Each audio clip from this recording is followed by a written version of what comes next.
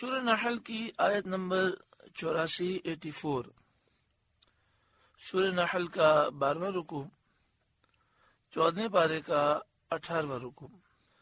اللہ رب العالمین نے ارشاد فرمایا وَيَوْمَ نَبْعَثُ مِنْ كُلِّ أُمَّةٍ شَهِيدًا، اور جس دن ہم اٹھائیں گے ہر امت میں سے ایک گواہ، جو اس بات کی گواہی دیں گے کہ ان لوگوں نے تصدیق کی یا حق کو جھٹلایا۔ ان کے ایمان اور کفر کی وہ گواہی دیں گے، اور یہاں گواہ سے مراد انبیاء علیہم السلام ہیں۔ ثم لا یؤذن للذین کفروا، پھر کافروں کو نہ اجازت ہوگی، معذرت کرنے کی اجازت نہیں ہوگی، نہ کسی کلام کی اجازت ہوگی، اور نہ ہی دنیا کی طرف لوٹنے کی اجازت ہوگی۔ وَلَا هُمْ يُسْتَعْتَبُونَ، اور نہ وہ منائے جائیں گے، یعنی نہ ان سے عتاب اور ملامت دور کی جائے گی، وہ کافر ذلیل و رسوا رہیں گے۔ وَإِذَا رَأَى الَّذِينَ ظَلَمُوا الْعَذَابَ، اور ظلم کرنے والے جب عذاب دیکھیں گے، یعنی جب کفار عذاب دیکھیں گے، فَلَا يُخَفَّفُ عَنْهُمْ، اسی وقت سے نہ وہ ان پر سے ہلکا ہوگا، وَلَا هُمْ يُنظَرُونَ، اور نہ انہیں مہلت ملے گی۔ وَإِذَا رَأَى الَّذِينَ أَشْرَكُوا شُرَكَاءَهُمْ، اور شرک کرنے والے جب اپنے شریکوں کو دیکھیں گے، یعنی بتوں وغیرہ کو جنہیں وہ پوجتے تھے انہیں دیکھیں گے، مشرکین جب اپنے جھوٹے معبود باطل معبودوں کو دیکھیں گے، قالوا، وہ کہیں گے، ربنا، اے ہمارے رب، ہؤلاء شرکاؤنا الذین کنا ندعو من دونک، یہ ہیں ہمارے شریک کہ ہم تیرے سوا انہیں پوجتے تھے۔ فَأَلْقَوْا إِلَيْهِمُ الْقَوْلَ، تو وہ جھوٹے خدا ان پر بات پھینکیں گے، اِنَّكُمْ لَكَاذِبُونَ، کہ تم بے شک جھوٹے ہو، یعنی ان کے جھوٹے خدا ان کی بات کا رد کر دیں گے اور کہیں گے تم جھوٹ بولتے ہو، تم ہمیں معبود بتاتے ہو، حالانکہ ہم نے تمہیں اپنی پوجا کی دعوت نہیں دی تھی۔ وَأَلْقَوْا إِلَى اللَّهِ يَوْمَئِذٍ السَّلَمَ، اور اس دن مشرکین اللہ کی طرف عاجزی سے گریں گے اور اللہ کے فرما بردار ہونا چاہیں گے، ایمان لانا چاہیں گے، وہ سلو کرنا چاہیں گے۔ وَضَلَّ عَنْهُمْ مَا كَانُوا يَفْتَرُونَ، اور ان سے گم ہو جائیں گی جو بناوٹیں وہ کرتے تھے۔ دنیا میں بتوں کو خدا کا شریک بتا کر جو انہوں نے من گھڑت باتیں کہی تھیں، وہ ساری باتیں ان سے گم ہو جائیں گی اور انہیں یہ احساس ہوگا کہ ہم وہ لوگ ہیں جنہوں نے اپنے آپ کو برباد کیا۔ الذین کفروا وصدوا عن سبیل اللہ، جنہوں نے کفر کیا اور اللہ کی راہ سے روکا۔ زدناہم عذابا فوق العذاب، ہم نے ان کے لیے عذاب پر عذاب بڑھایا۔ بما کانوا یفسدون، بدلہ ان کے فساد کا۔ عذاب پر عذاب بڑھائیں گے، ایک تو ان لوگوں کے کفر کا عذاب ان پر ہوگا،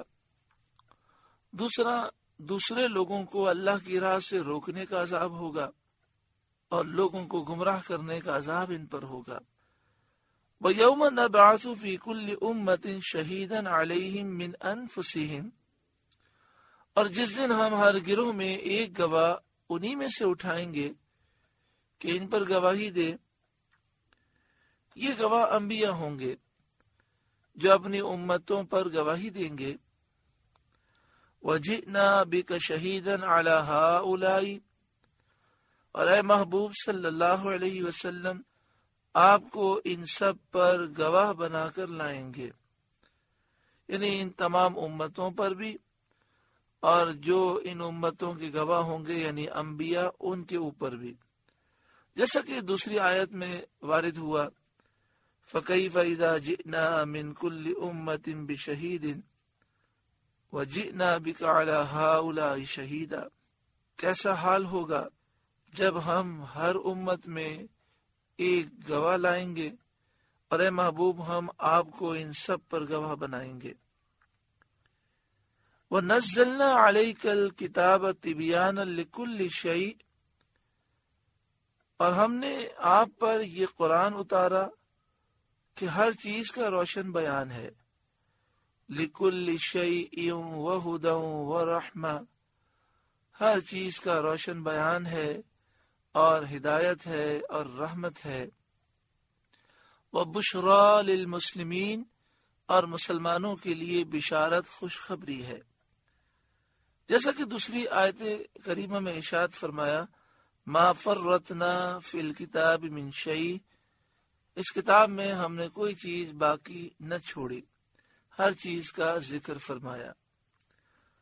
ترمذی کی حدیث میں سید عالم صلی اللہ علیہ وآلہ وسلم نے پیش آنے والے فتنوں کی خبر دی۔ صحابہ نے یہ پوچھا کہ یا رسول اللہ صلی اللہ علیہ وسلم ان فتنوں سے نجات کا طریقہ کیا ہے؟ تو آپ صلی اللہ علیہ وآلہ وسلم نے فرمایا کتاب اللہ میں تم سے پہلے واقعات کی بھی خبر ہے اور تم سے بعد کے واقعات کی بھی خبر ہے، اور تمہارے مابین کا علم بھی ہے، یعنی جو ہو چکا، جو ہو رہا ہے، جو ہونے والا ہے، سارا علم قرآن میں موجود ہے۔ قرآن کا دامن تھام لو تو فتنوں سے محفوظ رہو گے۔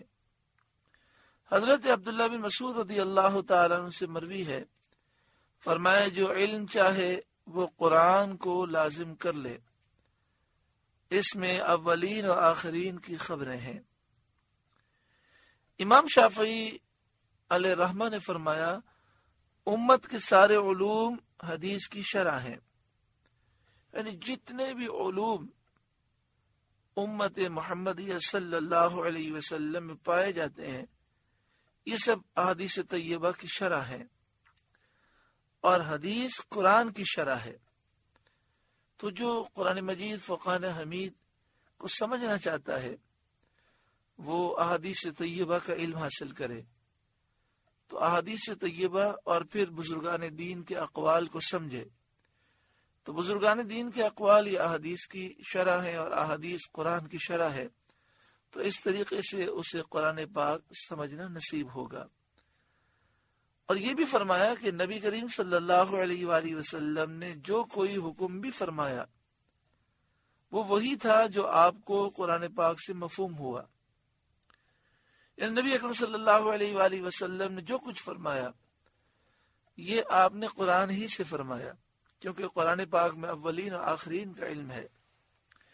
حضرت ابو بکر بن مجاہد رضی اللہ تعالی عنہ سے منقول ہے کہ انہوں نے ایک دن فرمایا کہ عالم میں کوئی چیز ایسی نہیں جو کتاب اللہ یعنی قرآن شریف میں مذکور نہ ہو، موجود نہ ہو۔ اس پر کسی نے ان سے کہا کہ سراؤں کا ذکر کہاں ہے؟